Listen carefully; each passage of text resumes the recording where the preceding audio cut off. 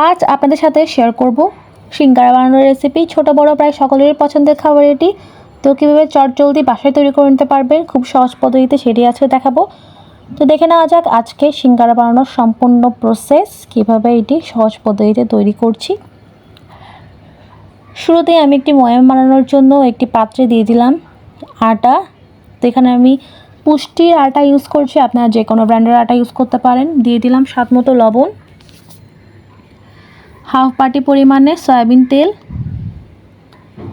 তো খানিকটা মাখিয়ে আমি অ্যাড করে দেব এখানে সামান্য পরিমাণে কালো জিরে,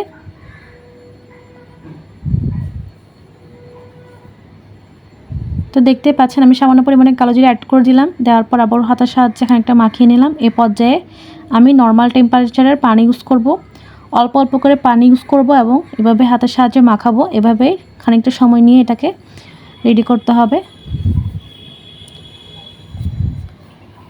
তো দেখতেই পাচ্ছেন আমার ডোটা অলমোস্ট রেডি হয়ে গিয়েছে। এই পর্যায়ে আমি ডোটাকে টিস্যু পেপারের সাহায্যে ঢেকে রেস্টে রেখে দেবো 1 ঘন্টার জন্য।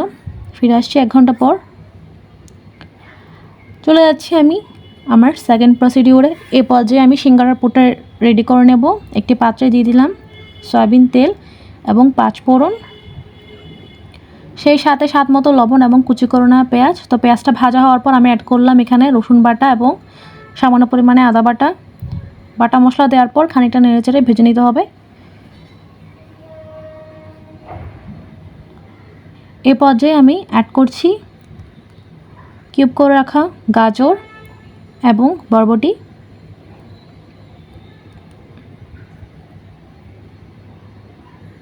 তো সবজিগুলো আমি খানিকক্ষণের জন্য ভেজে নিচ্ছি।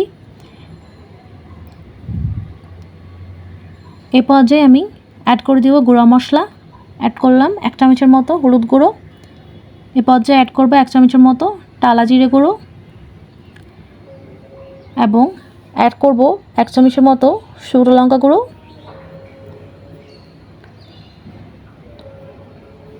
তো আমি এখানে শুকনো লঙ্কা গুঁড়োটা দিয়ে দিচ্ছি। সব মশলা যেহেতু দেওয়া শেষ হয়ে গিয়েছে, এ পর্যায়ে আমি ভালো মতো চামচের সাহায্যে নেড়েচেড়ে নিচ্ছি। নেড়েচেড়ে সবগুলো একসাথে ভেজে নিচ্ছি। এ পর্যায়ে অ্যাড করে দিচ্ছি সিদ্ধ করে রাখা হাত ভাঙা আলুটা দেওয়ার পর সব কিছু আবারও ভালো মতো নেড়েচেড়ে বেশ খানিকটা সময়ের জন্য ভেজে নিতে হবে।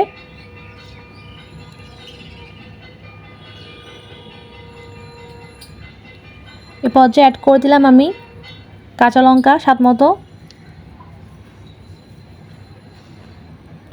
সব কিছু একসাথে ভালো মতো নেড়েচেড়ে নিচ্ছি এবং শেষ পর্যায়ে অ্যাড করব আমি সামান্য পরিমাণে গরম মশলা গুঁড়ো। সামান্য পরিমাণে গরম মশলা গুঁড়ো অ্যাড করার পর আবারও ভালো মতো নেড়েচেড়ে নিচ্ছি। তো এভাবেই আমার সিঙ্গারার পুরটা রেডি হয়ে গেল খুবই সহজ পদ্ধতিতে এবং অল্প মশলায়। আপনারা চাইলে চিকেন দিয়েও এটা রেডি করতে পারেন, আপনাদের পছন্দের যে কোনো সবজি দিয়ে এটা রেডি করতে পারেন। তো সিঙ্গারার পুরটা দেখতে পাচ্ছেন কতটা লোভনীয় লাগছে।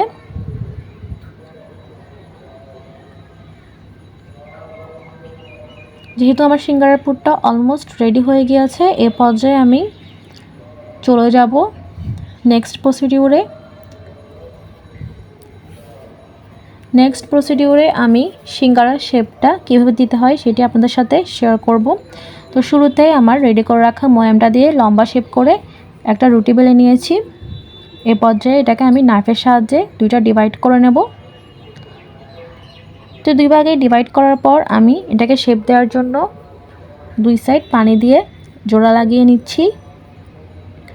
জোড়া লাগানোর পর এ পর্যায়ে আমি রেডি করে রাখা সিঙ্গারার পুরটা দিয়ে দিলাম 1 চামচের মতো, দিয়ে সাইডগুলো ব্লক করে দিচ্ছি এবং 2 পাশ দিয়ে আবারও জোড়া লাগিয়ে দিচ্ছি। আপনাদের বোঝার সুবিধার্থে আমি আবারও আপনাদের সাথে আরেকটা সিঙ্গারার শেপ দিয়ে শেয়ার করছি। তো আপনারা চাইলে আরেকটু বড় সাইজ করে বানাতে পারেন, আমি ছোট ছোট সাইজ করে বানানোর ট্রাই করেছি। তো খুবই সহজ পদ্ধতিতে রেডি হয়ে গেল আমার সিঙ্গারা। এ পর্যায়ে আপনারা চাইলে এটাকে ভেজে সার্ভ করতে পারেন। কিন্তু আমি আপনাদের সাথে শেয়ার করব কিভাবে সংরক্ষণ করা যায় সিঙ্গারাগুলো দীর্ঘদিনের জন্য। প্রথমে একটি ফ্রাইং প্যানে আমি একে একে সব সিঙ্গারাগুলোকে ছেঁকে নেব। তো এভাবে আপনারা সংরক্ষণ করলে যে কোনো টাইমে ফ্রিজ থেকে বের করে ভেজে সার্ভ করতে পারবেন। তো সিঙ্গারাগুলোকে ছেঁকে নেওয়ার পর একটা এয়ারটাইট বক্সে আমি সিঙ্গারাগুলোকে দিয়ে দিচ্ছি। সিঙ্গারাগুলোকে দেওয়ার পর উপর থেকে একটা আস্তরণ দিচ্ছি।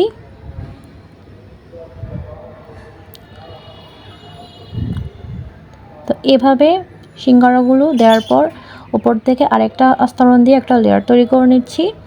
তো সবগুলো সিঙ্গারা আমি এভাবে রেখে এয়ারটাইট বক্সে ডিপ ফ্রিজে রেখে দেবো। দীর্ঘদিনের জন্য আপনারা এগুলো সংরক্ষণ করতে পারেন। প্রায় 2 থেকে 3 সপ্তাহ রেখে এগুলোকে খুব ইজিলি খাওয়া যাবে। ভিডিওটি ভালো লাগলে অবশ্যই লাইক, কমেন্ট, শেয়ার দিয়ে আমাদের সাথেই থাকবেন এবং ফেসবুক পেজটি লাইক ফলো এবং ইউটিউব চ্যানেলটি সাবস্ক্রাইব করতে ভুলবেন না।